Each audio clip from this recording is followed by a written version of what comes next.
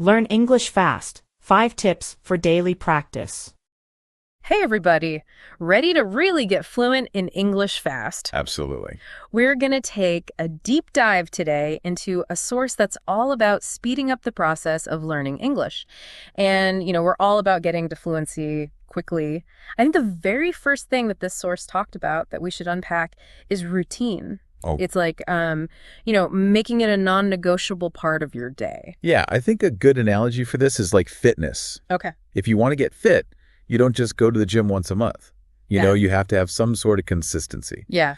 And the same thing applies for language learning. You have to be consistent with your efforts. You have to show up every day, even if it's just for a little bit. Yeah, like you wouldn't skip leg day at the gym. Exactly. Because that really hurts. So what are some things that people can do like every single day to help them learn English? Well, one thing that the source mentions is something as simple as changing your phone settings to English. Oh, yeah, that's a good one. I mean, even if you're not actively studying, you're still passively absorbing the language. You're seeing the words. You're interacting with them on a daily basis. And it's interesting because that also ties into the idea of immersion, right? Yeah, absolutely. Like the source was really big on surrounding yourself with as much English content as possible, movies, music, podcasts. I mean, I know when I first started trying to learn a different language, I think I started watching a bunch of like British sitcoms just to kind of get the flow of the language. Yeah, it's a great way to get a feel for how the language is actually used in a natural setting. Yeah. And not like the textbook version. Exactly. Yeah. So when you're immersed like that, like do you really see a difference in how quickly you learn? Absolutely. I mean, think about it. The more you're exposed to a language, the more you're going to internalize it. You'll start to recognize patterns. You'll pick up new vocabulary. Yeah. And, you won't even have to consciously think about grammar rules after a while. Yeah. It'll just become second nature. Yeah. It's like osmosis almost. Like you're just absorbing it. I mean, that actually reminds me of this time I was traveling and I went into this little shop and I knew like the basic vocabulary, but like actually having a conversation with the shopkeeper, I was like, whoa, hold on. Like I really need to actually like practice speaking. Yeah. It's not just about, understanding. Yeah. It's one thing to be able to read and understand English. Yeah. But actually speaking it, it's a whole different ballgame. Yeah. And I think the source really hit the nail on the head when it talked about the importance of actually speaking English if you want to become fluent. Right. And so how do we do that? Like, how do we get over being afraid to make mistakes? Right. I mean, I think that's a big hurdle for a lot of language learners, the fear of making mistakes. Yeah. They're so worried about saying the wrong thing, so worried about sounding silly that they just avoid speaking altogether. Yeah. But, that's the worst thing you can do. Yeah. You have to accept that you're going to make mistakes. It's part of the learning process. Everyone makes mistakes, even native speakers.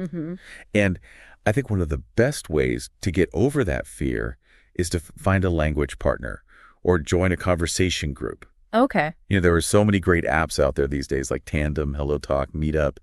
These platforms connect you with native speakers and give you a safe space to practice your conversational skills. Yeah. Yeah, that sounds good. Having like a built-in accountability partner. Exactly. But sometimes you need a little more structure, right? Yeah, right. Like what about all the technical aspects like grammar and vocabulary? Right. I know that the source talked a lot about language learning apps. Yeah, apps can be a great tool. Yeah. Especially for someone who's trying to, learn quickly. Right. They can help you practice vocabulary. They can help you drill those grammar rules. And a lot of them even offer personalized feedback on your pronunciation. Right. The source specifically mentioned a few popular ones like Duolingo, Babbel, Memrise. Have you ever tried any of those? Yeah, I've dabbled in a few of them. Yeah. And I do like that gamification aspect of it. Yeah. Kind of like tricking your brain into learning. Exactly. It makes it fun and engaging. Yeah. But even with all those apps and all those resources, I think it's easy to feel overwhelmed if you don't have like a plan. Right. Exactly. And this source really harped on the idea of setting like specific, measurable goals. Yeah, goal setting's super important. Yeah. It gives you a roadmap for your language learning journey. Yeah. Without it, it's easy to kind of just wander aimlessly and lose motivation. Right. Think about it like this. If you were going on a road trip, you wouldn't just start driving without knowing where you're going, right? Right. You need a destination in mind. And the same thing applies to language learning. You need to define what fluency means to you. Is it being able to hold a casual conversation? Is it reading a novel in English?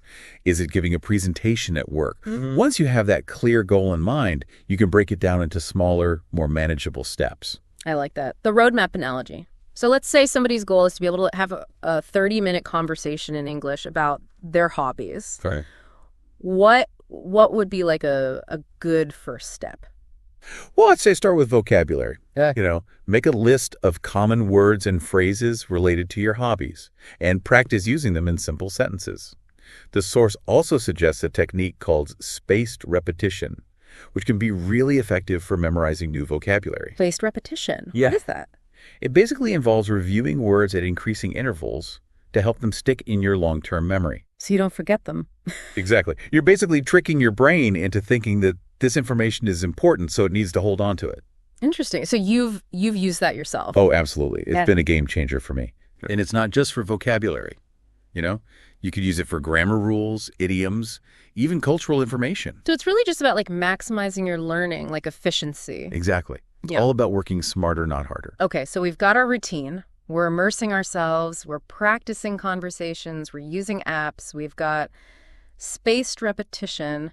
What else can we do? Like to really like ramp it up, Well, one technique that the source highlighted that I think is often overlooked is shadowing. Shadowing. Yeah. I don't think I'm familiar with that one. What is that? Shadowing. I don't think I'm familiar with that one. What is that? So basically, you listen to a recording of a native speaker, and it's usually something short, like a sentence or a paragraph, and then you try to repeat it Okay. as closely as possible. Like you try to mimic their pronunciation, their intonation, even their rhythm. So it's kind of like karaoke, but for like language. Yeah, exactly. Okay. It might feel a little silly at first, but it's a really powerful way to improve your pronunciation and your fluency. It's like, when you're training your muscles to move in a new way. Yeah. The more you practice, the smoother and more natural your speech will become.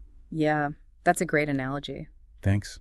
So, okay, we've got our routine. We're immersing ourselves. We're practicing conversations. We're using apps. We've got spaced repetition. We're shadowing. Wow. I mean, it feels like we've really built like a solid toolkit here.